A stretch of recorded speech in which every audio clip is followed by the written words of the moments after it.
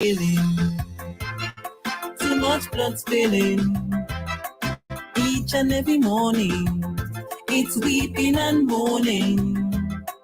We've got to stop up the crimes, erase the violence, let our voice be heard.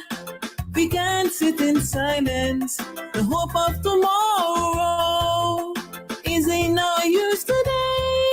We've got to live in love. Crime and violence don't pay.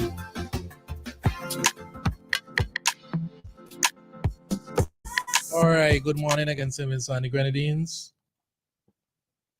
Good morning again, St. Vincent and the Grenadines. We're here with today's edition of Cop Chat. The topic, medicinal cannabis, implications for the use and control of illegal drugs and the enforcement of the drug laws, part 2. So it's yours truly, Ari Shaw here. With me, I have this morning Roleza Samuel, Sergeant of Police Irackie Huggins, Corporal of Police Edson Smith, and Sergeant Dwight Lewis. Good morning, gentlemen. Edson, sorry. Good morning. Good morning, gentlemen. Good morning. All right, good morning, everyone. So, where should we begin today? Introduce yourselves. You tell us more about the medicinal cannabis unit, and we get into the topic. So, who wants to begin? I'll begin. All right. Good morning, everyone. My name is Dwight Lewis. I'm a Sergeant of Police. I'm attached to the Legal Research and Policies Unit, which is the legal unit within the Royal St. Vincent and the Grenadines Police Force. What we do, we normally look at case files. We review case files, draft policies, conduct training regarding case file management, and etc. That's right. All right, Corporal. Good morning. Smith. Hey, good morning, St. Vincent and the Grenadines. Thanks again for having me here on Cop Chat. Pleased to be in the hearing of your voice, wherever you are, whether you're in traffic or at home. I'm from as the host would have indicated, my name is Corporal Edson Smith. I am attached to the narcotics unit. And thank you for having me. Good morning. My name is Irackie Huggins. I'm a Sergeant of Police. I'm presently attached to the narcotics unit as my colleague Corporal Smith, and we are law enforcement officers. So therefore, we enforce the laws of St. Vincent and the Grenadines. I just want to say thanks for having us this morning, listeners in locally, regionally, and internationally. We look forward to our interactive program this morning. All right, so if persons were following on, this would be a part 2 of last week's discussion where we started on the topic was the medicinal cannabis industry, implications for the use and control of illegal drugs and the enforcement of the drug laws, part 2. All right, so the floor is yours. Whichever officer wishes to begin. I would begin. Okay. But for the last program, we mainly touched on the medicinal use of it in terms of prescription requirements, ID, who can prescribe, the pharmacists, the doctors who authorize. And today, what we want to look at is the cultivation aspect of medicinal cannabis. For today, what we're going to be looking at are the Drug Prevention and Misuse Act, the Cannabis Cultivation Amnesty Act. Yep. That's interesting. Go ahead. Medicinal Cannabis Industry Act again. And we're going to also look at the Drug Prevention and Misuse Cannabis Scientific Testing Order. Just briefly. Okay. Mm-hmm. So for starting, we're going to be looking at the cultivation aspect. So cultivation aspect for cannabis. You can find it in the Drug Prevention and Misuse Act of 1988, as amended in 2008, under Section 8. And it says that the restriction of cultivation of cannabis plant, subject to any regulations. For the time being enforced, it shall not be lawful for a person to cultivate any plant of the genus cannabis, or to advise or encourage or counsel any other person or persons to do so. So this is just telling you that it is unlawful for any person to plant or to advise persons to plant cannabis. It doesn't matter if it's one plant or 10 or 50 or 100, right? But with the Amnesty Act of 2019, traditional farmers, they were given a grace period, to say, in which they can become aligned with the Medicinal Cannabis Industry Act. Right? For them, what they should have done was apply for the license, and during that process, once their farm was aligned with the requirements of the Medicinal Cannabis Industry Act, then they would have been granted proper license. Okay, so curious question in between there. Is the amnesty still in effect? Well, the Amnesty Act was just for a period of about 1 year. Mhm. It was passed in 2019, so now it's 2023. So the amnesty period should have been dissipated. The Amnesty Act also was just for a period. So the legislation had a lifespan of 1 year. Okay. Right? So within that time period, persons should have do the necessary in terms of getting their farm aligned with the regulations.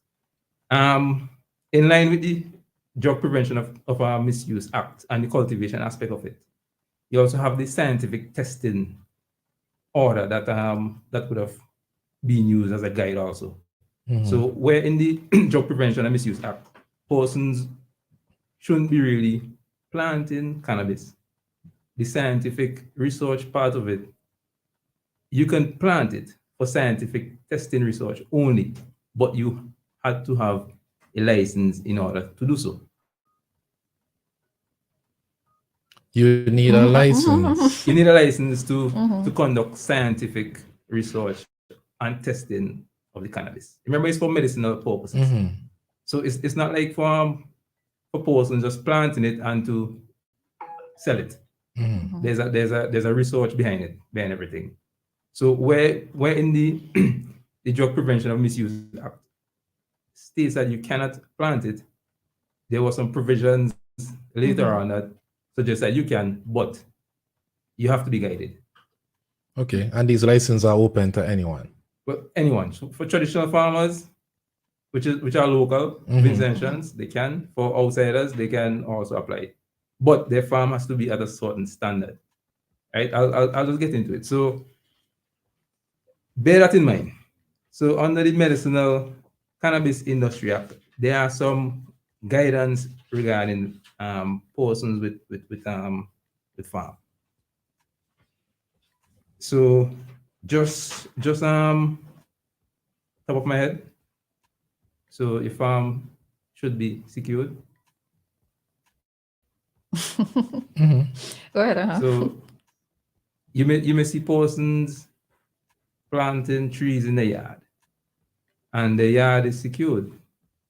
In their opinion, it is secured. So it may be surrounded by walls, or it may be surrounded by chain-link fence, or barbed wire. Is that security in terms of the requirements of the Medicinal Cannabis Industry Act? Oh, that's why we're here to find out what Right. constitutes as security. Right. So the yard must be properly secured. There must be some sort of technology or cameras that you may have to install to ensure that you have 24-hour security, right? And these farms are, well, persons from the MCA will come and they will check your farm to ensure that they are up to standard in terms of security. Okay, and not to everything. stop you, for the sake of the listeners, what is the MCA? the Medicinal Cannabis Authority. Okay. Yes, continue. So those persons will have the Inspectors. inspectors Mm-hmm. who from the last program can be of a corporal or higher, Mm-hmm. or the authority, the MCA will designate persons who they deem fit to be inspectors. Okay.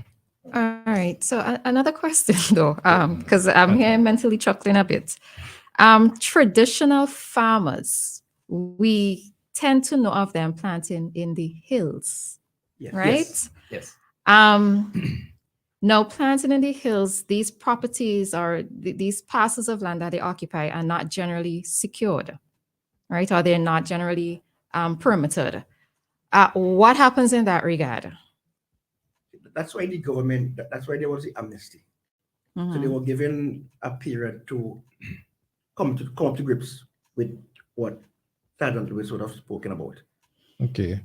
I think before we move on, I think there needs to be a strong distinction between, because I noticed from interacting with people on it today regarding the legislation, we need to really understand that we're not just talking about planting cannabis. Mhm. This is medicinal cannabis. Correct, This is cannabis for medicinal purposes. Mhm. So that should already, when you hear medicinal before that word, the prefix, if I dare say, that alone should tell you that there are some standards that will be required. Yeah. So it's not just a laissez-faire thing, because this is for medicinal purposes. Mm-hmm. So the sergeant would have alluded to the fact that if you're going to participate in research, so planting medicinal cannabis for research purposes, you're required to get a license, and there are several different licenses. There's the cultivation license.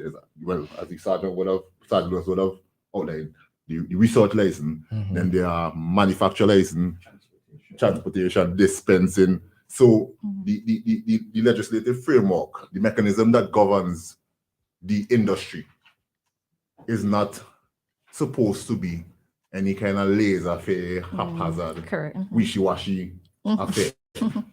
You understand? This is a product that has to meet certain standards, and just to name a few, the international standard that medicinal cannabis in cinnamon has to satisfy for it to be even considered for export. If you have an export license, GMP, GPP, Fair Trade, Global Gap, Europe Gap, there are an abundance of standards. You talk banana standards, medicinal cannabis has a lot of standards. So you are basically satisfying those standards when you mention things like proper security, or not having dogs on the farm, or properly fencing it, and so forth and so on. You see, that's what I wanted to get back to, the security. What constitutes as security? You said 24-hour surveillance. Is that it? There are more requirements that the authority would have put in place. So And- they would inform the persons who are applying for the license what are the requirements Okay. of the security. What are the requirements? I mean, for some, you'll have let me just go through this. There's some aspects where you have for I think it's a class A license. You have different classes. Class A to, I think it's class E. So class A is up to 1 acre. You'll have what they say, you'll have security. Right? Class B, from between 1 to 5 acres, similar requirement, right? But then you also have some parts that would tell you that you need 24-hour security, right, on your farm, properly secured. So persons shouldn't be able to enter it as freely as they want to. So persons shouldn't be able to scale your fence and to cut or tamper with the plants. I mean, some of these farms has what you call drying areas, that you cut you cut the marijuana or the cannabis and you dry them. You don't want persons to freely have access to drying areas, the drying rooms, free access to the plants. They may contaminate plants, they may steal the plants, and they may do other stuff to the plants. Because as the corporal would have said, there are certain standards that these farms have to live up to. And if their plants are contaminated, they're gonna fail. And you're gonna waste a lot of money cultivating crops and you can't get any market for it. Yeah, And that's fair. You know, so security is of utmost importance. Regarding to Ms. Samuel's remark about the traditional farmers in the hills, as the grace period was given to farmers, right? Most farmers planting in the hills, the lands are not theirs, right? Right, they are crown lands, the government lands. For you to get access to license, you have to show that you have lands. Ownership. Right? You have to show that you have lands. If you don't have lands, you cannot apply for it. Well, you should not be able to apply for the license. If I may interject, if you have lands and I want to cultivate, you can give me permission. Right. Okay, to that was cultivate. going to be the next Yeah. question. Yes. So You that, can lease it, that- lease right. or So rent, those right? are exceptions. once you have permission, documented everything, Mhm. then you're good to go. Right? So those are exceptions. But you now have to apply to the government now to have like access to farm the land. Okay. So they will probably grant you privilege for you to farm the land. Okay. Right? So, and then now you have to fence the area. I mean, looking at the terrain. Looking at the terrain of this, I mean, it's not impossible, but it's going to be difficult for It's a farmers difficult task, yeah. to actually fence that entire area and to provide security. You see, you keep saying security, and security feels like a loose term because Corporal Smith said, in some cases you can't have dogs, and you know, in all cases you can't have dogs, and traditional farmer usually have their pets around to alert them if someone is in the area, because as it relates to farming, technology is fairly new. A lot of these farmers don't usually have 24-hour surveillance by means of cameras, and as Roleza pointed out, a lot of them are in the hills, so they don't, well, for my belief, for traditional farmers, they don't really have access to electricity and that sort of stuff. And then what would happen is, are there regulations in place if there's a power outage of some kind, as they are in these mountains? Well, But you see, when it come to the aspect of security, that's why there was the amnesty for those traditional farmers in the hills, and so that they could come, probably they could get lands closer, better road access and stuff like that. Okay. So therefore, the amnesty was for them to get in line. You can do your stuff in the hills, the research and stuff like that, but just to get in line with the Medicinal Cannabis Act.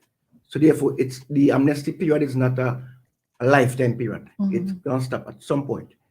Yeah, you said it stopped after a year, Yes. a year, 1 year. The act is report. Okay. Yeah. Okay.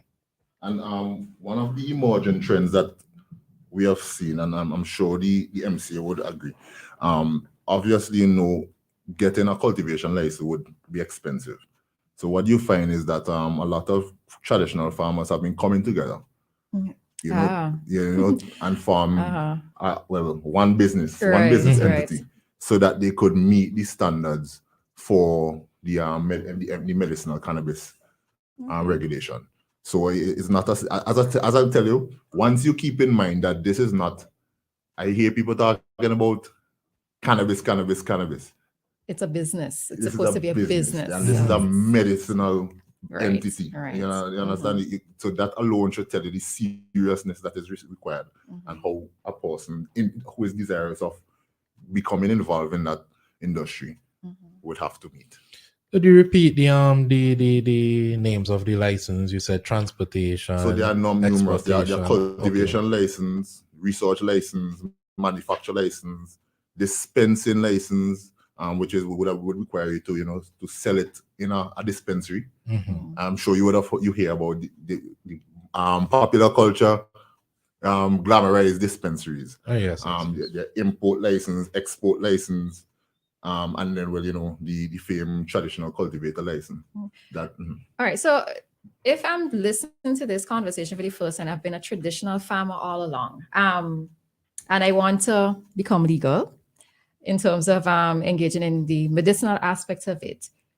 would it be okay for me to, let's say, walk into the police station and get this information in terms of who is the best place, or where is the best place for me to go to? The best place would be the Medicinal Cannabis Authority. Okay. They are the ones who deal with those. But if you want advice and you feel comfortable, you want to come to talk to the police, we can advise you. Where is the authority located? That's in Enums. In Enums. Okay. Well, And they are also, just to add to the point, to strengthen the point, there are the MCA would have designated liaison officers, right? Okay. That would walk along, especially during the past amnesty period. They designated liaison officers. One comes to mind, Mr. Spirit Cottle. I'm not sure if he's still a liaison officer, but I know during the transition period, the amnesty period, he was very, very much involved in that. So it's not set up for, although I believe that more could be done in terms of disseminating information right, and stuff and sensitizing the public. I think that they have been making reasonably good strides in terms of getting the word out. Okay. But I think the language, words mean a lot. More words have meaning. So I think we need to get to refer into the industry as medicinal, so that there wouldn't be any qualms as to how we should go about it. And as mentioned the last time when Dr. Thompson was here, we have a very good working relationship with the MC. Okay. When it comes to police officers, narcotics is the liaison between the MC and police. Okay. That brings us to a very important question. What are the laws in place to protect the farmers? Which Because as we know, we're shifting from what was, although it is medicinal, we are shifting from what was illegal to what is now legal with a catch, basically, that it needs to be medicinal. It should be for medicinal purposes. So as a farmer, I'm coming in and I'm deciding, I want to get involved in this. This seems like a good business venture. This is right up my alley. But what are the laws in place to protect me? Because we have just transitioned from a point where this was an illegal, farming marijuana was illegal. So the Amnesty Act was 1 year. So is it continuing now? Well, The amnesty had a lifespan. Okay. The And amnesty lifespan and it ended. participated. Because Okay. the Amnesty Act was in 2019. And it was for a period of a year. Okay. So it should have ended in It should have. 2022. It should have ended. should have. Should have. Okay. Should So have ended. based on the act, Are y'all being technical in your response right now? We are trying to be as safe with the answers that we give you as possible. The And- government has a policy. Yes. And this is a very important point, and the listening public needs to really highlight this one. The stance of the government, because we are agents of the state, is one of tolerance. So it's not that we are at odds with what amnesty means. We know that there was an amnesty period. Or when it ended, because I think And that's when it what we ended. right. But we have to adopt an attitude as officers of tolerance. And you use discretion. We spoke about that earlier. So I mean, going forward, I believe that, well, we know that the act has different prohibitions, right? Once you satisfy those requirements, I shouldn't see any reason why you should come, at odds with the regulation. Okay. And if I may add, and I would have said it before, and I'm saying it again. The police, when it comes to the police law enforcement officer, we are very, very, very tolerant, and we use a lot of discretion when it comes to the medicinal aspect of it, and even the general cannabis. Since the act was passed, we haven't done any eradication in St. Vincent and the Grenadines in terms of going and cutting down people's weed and stuff like that. We may have destroyed some fields, and there were reasons why. Let us say Sergeant Lewis owns some lands, and Corporal Smith went and cultivated cannabis on his land Okay, without right, his permission. right, He don't want it. They will call the police. once you provide us with documentation that you are the owner of these lands, Mhm. and you ask that, then we will go on this job. Okay. But the traditional farmers, normal, we haven't done any eradication since 2019. That shows a lot. All right. If you look at statistics, reports, drug reports, they are way down. In the court system, if you look in the court system, I think we have like less than 10 matters before the court now in terms of drugs. At this point, the forensic scientist has been asking if we're doing any work because we have been so tolerant. Okay. Especially where cannabis is concerned. Yes. Yeah. Especially where Okay, cannabis so is are you being tolerant in this sense where you are hoping that more of the traditional farmers who have gone along the line of doing it for recreational purposes would transition or transfer into the cannabis industry instead? Correct. Okay. And remember, there's no recreational industry, right? Oh, So- my apologies. yeah, there's no recreational industry. So what I want to encourage the public that's listening,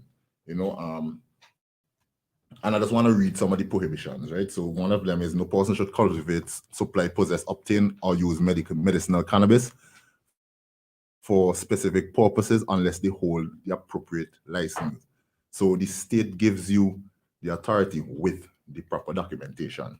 And some of the violations are if someone possesses 56 grams or less of medicinal cannabis without the proper license or prescription, they commit an offense. If convicted, which shows that recreational cannabis, even though we're tolerant, if Or the sale you of still over the are amount of. wonderful, if you don't have a medicinal license that allows you to consume medicinal cannabis, and there are regulations as well for doctors who would prescribe medicinal cannabis and for individuals who would keep medicinal cannabis in their possession, right? So, as again, words have meaning. I don't want anyone to go thinking that that marijuana is legal. It's a free-for-all. And it's a free for all. You could do what you want, and we have been tolerant. But so long as you satisfy, if we in the process of our duty, we come across let's say a pickup carrying bales of marijuana, and I call MCA. You understand? With tolerance in my mind, and MCA doesn't have any information about this person who is supposed to meet at a particular area, designated area, to meet with an investor. Because I remember this is not a wishy-washy thing, this is not laissez-faire. Then I have all just right to arrest you and at least to begin an investigation. We throwing around the term medicinal cannabis. What constitutes to medicinal cannabis as opposed to regular? Okay, I'm happy you asked that question. So I would have made a small table. Just give me, yeah. So there's a distinction between medicinal cannabis and recreational cannabis, and the purpose is a major distinction. So medicinal cannabis is used to treat medical conditions naturally, right? As opposed to recreational cannabis, which is for pleasure and enjoyment, right? The cannabinoid content. Now, I don't know how much you know, but the cannabis that is high in CBD, well, research shows that is cannabidiol, sorry. That is what has a lot of the medicinal properties for the cannabis, right? As opposed to the THC, with tetrahydrocannabinol, which is gives you more euphoria, that feeling of being pleasure high, part. right? So in medicinal cannabis, you would not typically find higher CBD, as opposed to recreational pleasure and enjoyment. It tends to have higher THC and also the availability. So you will be able to access medicinal cannabis at a dispensary, someone that has a dispensary license, right? And I mean, I don't have to give any description or explanations where we could find medicinal, recreational cannabis.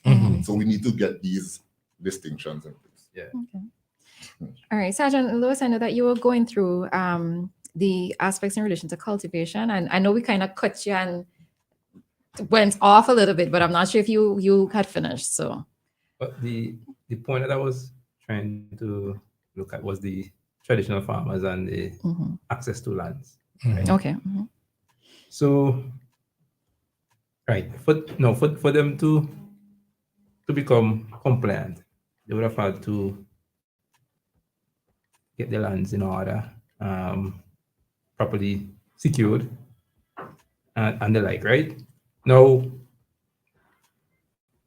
in terms of that, we have to look at the fact that these traditional farmers don't have a lot of resources, right? Available resources, so cash on hand and that sort of thing, right? So the grace period, the amnesty period would have given them, well, should have given them that time that they would have needed to acquire funds.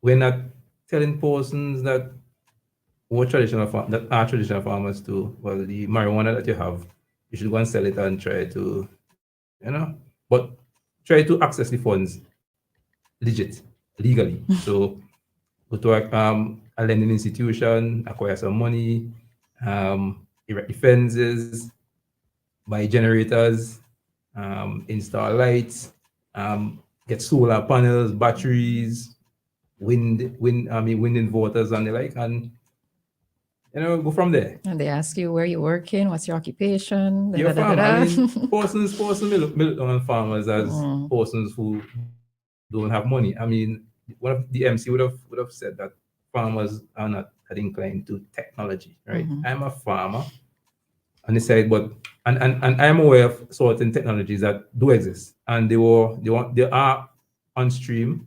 They were on stream for a very long time, and farmers can have access to it. I mean, once we sensitize them in regarding what the technologies are, persons can have drones on their farm. I mean, persons can have watering systems on their farm. They can have the farm's climate control, light control.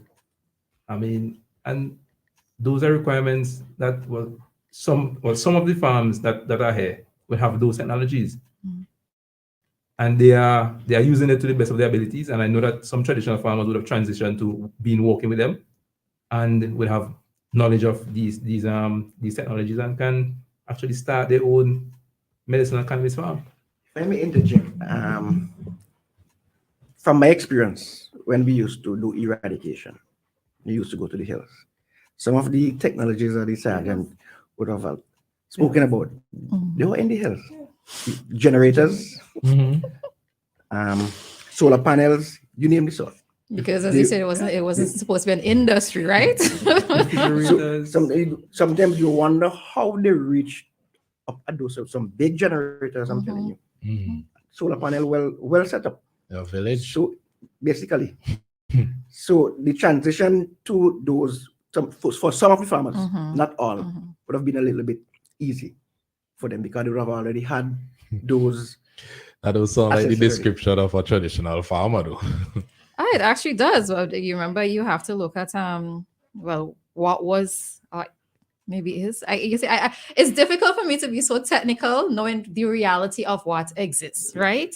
But you know that it was in an industry, and persons had to be protective of their crops. Let's just use the word crops. They had to be protective of the crops. So yeah. And I think that's where the power of the legislation would show itself, because what we are trying to discourage is black market activity as we transition to a properly robust and functioning medicinal cannabis industry.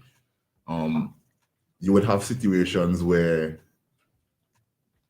obviously the black market doesn't have to pay taxes and stuff, so they would have access to resources, money. They have a lot of money because of the nature of how they do things, as opposed to a traditional cultivator who is trying to make that transition. After having to meet, which I think is a lot of reasonable approach that the government has to facilitating that transition. We have to now do our job diligently to prevent the black market from, presenting a situation where, we provide a disservice to those who are actually trying to be legit, right? Trying to be legit. I also want to point out that And I mean, again, I keep saying words have meaning. So in order for you to consume cannabis in St. Vincent, you're supposed to have a license, right? That a doctor is supposed to issue for. There are a range of different, in the act actually outlines a range of issues that a doctor could prescribe medicinal cannabis. So if a police comes up to you, right, and you're not supposed to be smoking in public to begin with, but the police. This is where y'all being tolerant again? That's exactly. And All this is right. where I'm going to show you where tolerance is even, and discretion is even powerful, right? If I know that I happen to see you at a particular corner smoking marijuana, right? As a diligent police officer, I could ask you, where's your ID? That the doctor or the state would have issued you, you know, and you're supposed to satisfy that. Otherwise, you're not supposed to be consuming medicine, well, cannabis, right? Because we have to make that distinction. The legislation allows you to smoke medicinal as opposed to recreationally. And medicinally, you could keep 56 grams, right, of cannabis. I see you rub your head. No, listen. It's just the reality of what exists, right? And parts of me, I'm thinking, okay, so I'm listening to you guys. I understand where you're coming from. You are the law enforcement officers. You're doing your job in terms of conveying the information to us as the public, right? But you know, to me, in some parts of it just seems contradictory, knowing what happens, you know. Yes, you're allowed to have the 55 grams and under, 56 grams and under, Which is a lot. right? But sometimes as soon as I walk into town, I inhale weed, you know, and I can't, it's not a case where I could say that police officers are not passing the same spots that I'm passing. But you know what happens there? I mean, yes, you're using discretion, and yes, you can have it, but then you can't be smoking in public, you know. So This is what I think of all of these things. this is what the law says with the recent amendment of the act. It is an offense for persons to smoke or use cannabis or cannabis resin in a public place. If you do that, your person is guilty of offense and is liable to summary conviction to a fine not exceeding $500. To go on. A person who is found smoking or using cannabis or cannabis resin in any public place shall not be liable to be arrested or detained. Therefore, but shall be liable to the fixed penalty, which I mentioned before. Notwithstanding anything contained in this section, the minister may make regulation providing for a list of designated places, public places, where the smoking of cannabis or cannabis resin may allow. Any owner or person of Very, very clear. an owner of any person who has the sole or shared responsibility for managing, supervising, or regulating the use of a public place, which is a designated public place for smoking by the regulation, may demand that any person who smokes or uses cannabis in the said public place cease and desist. So even if there are places, and I'm in charge of that, I can tell you to stop desist from smoking. Yeah. Okay. And it can be removed. Smoking includes vaping, or like means of consuming cannabis. Smoking, the vaping, that's the meaning. All right. So I'll take this time to remind the listeners that it's an interactive program. You can call us by 457-9997, WhatsApp us by 457-9994. However, as timely and interesting as this topic is, we still have to pay bills. we have to keep the lights on. So we'll take a quick ad break here and we'll get back to the discussion. It all started with a penny. For over 85 years, we have invested in our farmers, fishermen, people, and our country.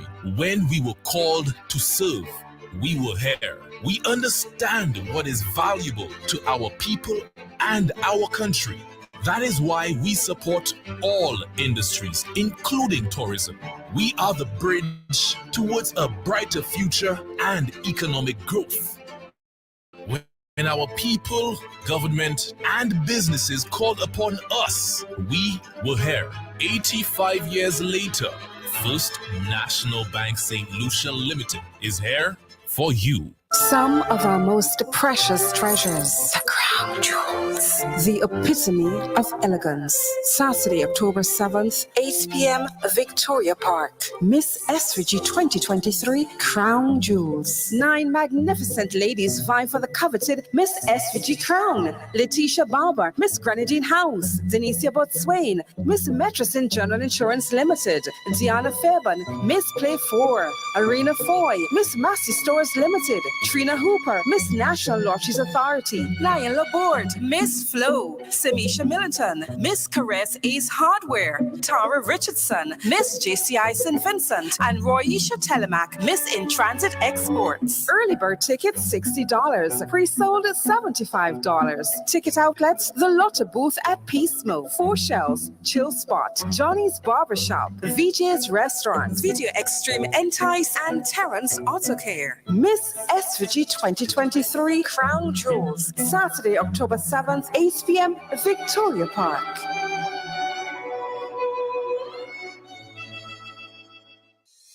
St. Vincent and the Grenadines. It's a whole new world out there. Reaching new customers and getting products faster. That's what it's all about. Ocean freight rates are skyrocketing, so don't pay more for slower service. It's time to switch to faster, more reliable air cargo service with SkyMax Cargo. Up to 3 flights weekly to and from the USA, Puerto Rico, and the Caribbean Islands. Providing excellent import, export, and e-commerce solutions to put you ahead of the competition. For special low rates on small packages and air cargo, contact SkyMax today. 784-456-5400. Local agents SwiftPack Interprime Cargo. Call 784-456-5400 to book your shipments today. I was looking for a cough syrup, looking for a drug to help this pain here in my throat.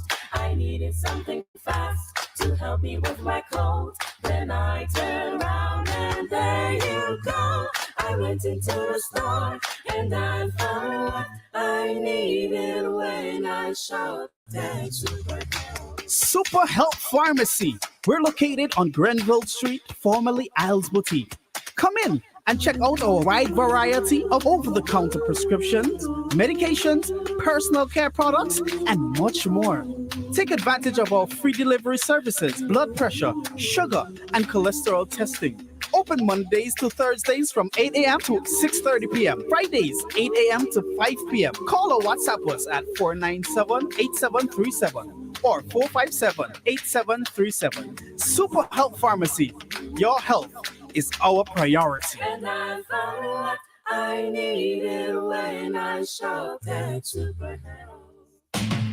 Let's get your laundry clean and fresh with the widest range of washing machines and dryers in SVG. At Singer, choose between our West Point and Speed Queen brands with an array of washing machines with payments starting as low as $92 per month. Your laundry room wouldn't be complete without a Whirlpool or Speed Queen electric or gas-operated dryer, saving your energy consumption. Also in stock is our West Point washer-dryer combo for only $136 per month. One machine that does the work of 2. No need to change machines, just toss in your laundry and forget about it. Whether your preference in machines is top-loading or front-loading, whether you want a 9-kilogram or a larger 15-kilogram washer, whether you're looking for a gas or electric dryer, we've got it all at Singer. Visit us today and get the washing machine and dryer that's perfect for you. Singer, your family company. WEFM, the new fresh sound.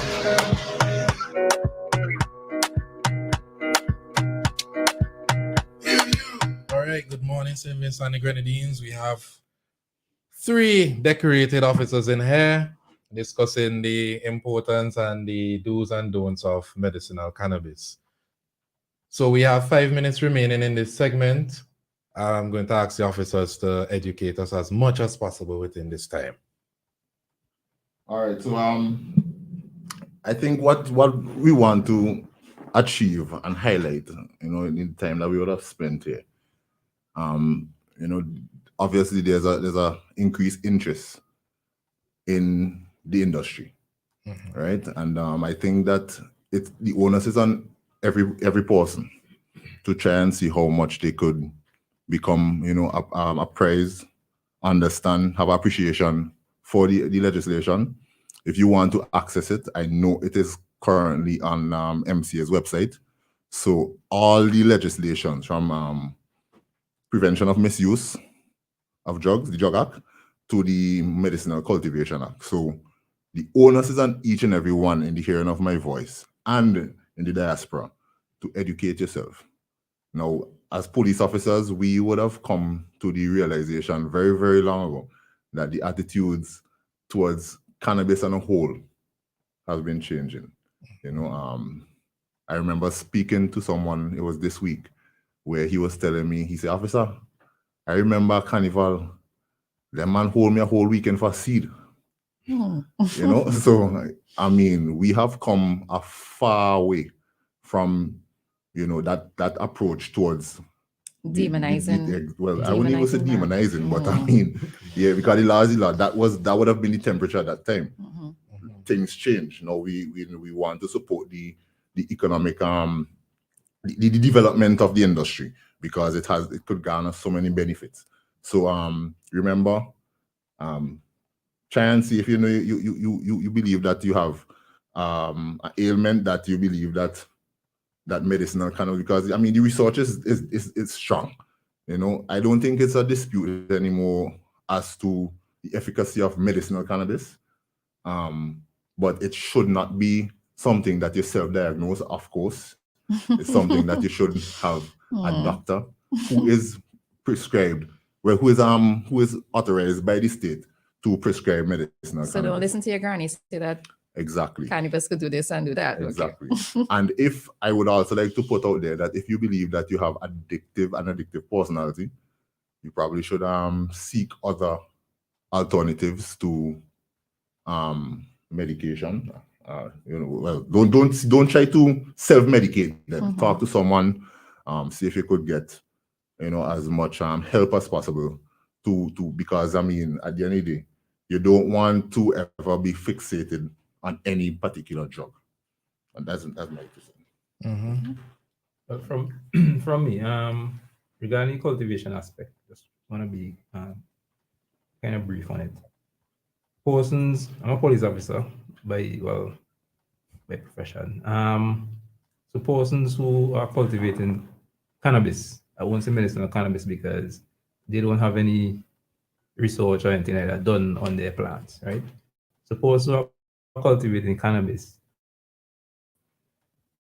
from time to time, you may see that they have a farm and it's not fenced or anything like that, and you may ask them, "Why are you farming cannabis?" And their response will be, "Well, I have a license, right? I have a license." And I mean, this was in the time of the amnesty period, so we would have given persons, the benefit of the doubt, and would have accepted what they said. Now, please desist from doing so. If you do not have a license, do not tell the police that you have a license because actions will be taken against you. If you're a traditional farmer and you intend or wish to get into the medicinal cannabis industry, please do so legally. Please apply for a license. Please have your land or farm in order, and please do it the correct way. And if you feel you can't do it by yourself, group of farmers come. Yes, ask for assistance, seek guidance from Narcotics Division or from the MCA, and I'm sure that they are willing to help you.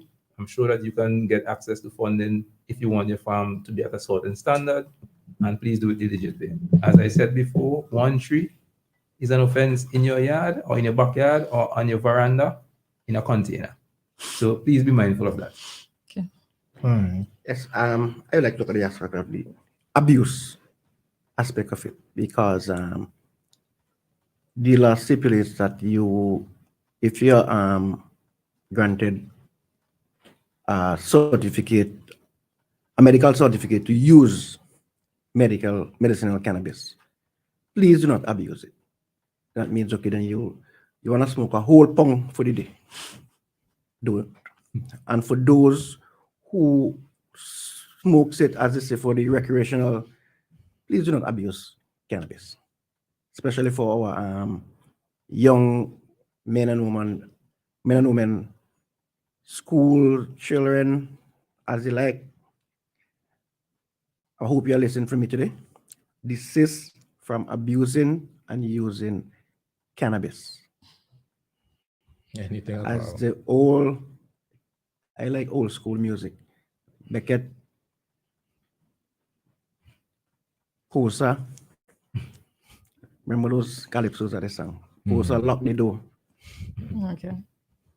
So lock, especially the school children, because there we have seen an increase in where school children are getting themselves caught up with cannabis, and especially the cookies, Right. brownies, and the gummies. Please desist from taking that road. Okay. Don't get fooled by people telling you, okay, then before you go to exam, smoke a high weed, you remember everything. But that's nonsense. Misinformation. Nonsense. And this has been an interesting discussion because one of the commenters, Mr. Fraser, she's actually saying there should be a part 3. So if you hear us calling you guys back, then you know what we're talking about, okay? All right. Thank you guys for joining us this morning. You know, the proper dissemination of information is how we grow and how we learn and how we progress in general. And I'm really grateful for you guys here to help the listeners, help the people of St. Vincent and Grenadines be more aware of the do's and the don'ts when it comes to medicinal cannabis. Thanks for joining us this morning. Thank you, and thanks for having us. All right. We have the Commissioner of Police and the... Go ahead. And we have the Commissioner of the Police and the rank and file. Just want to say heartfelt thanks for having us here. And as I said before in the previous program, the dissemination of information concerning medicinal cannabis and cannabis on a whole, it's kind of not what we want it to be, so that people could be more aware of it. So with awareness comes, will be easier for our jobs will be easier. So people know the do's and don'ts about the cannabis and the medicinal cannabis industry. So once again, thank you for having us. And thanks for being here. Thanks for being here. All right. All right. So the time check is now 9:03. We'll be having the ECCB currency exchange rate sponsored by Bank of St. Vincent and the Grenadines. Brick by brick, piece by piece, building with technology, helping wealth increase, starting small, building the future, doing more every day, doing more together. RSVG, the bank we count on, RSVG. Our one bank together, we're strong. Our nation's bank, standing long and proud. One bank, one voice, sing it loud. BOSVG. Hey, building our future. BOSVG. Doing more together. OSBG, doing more together.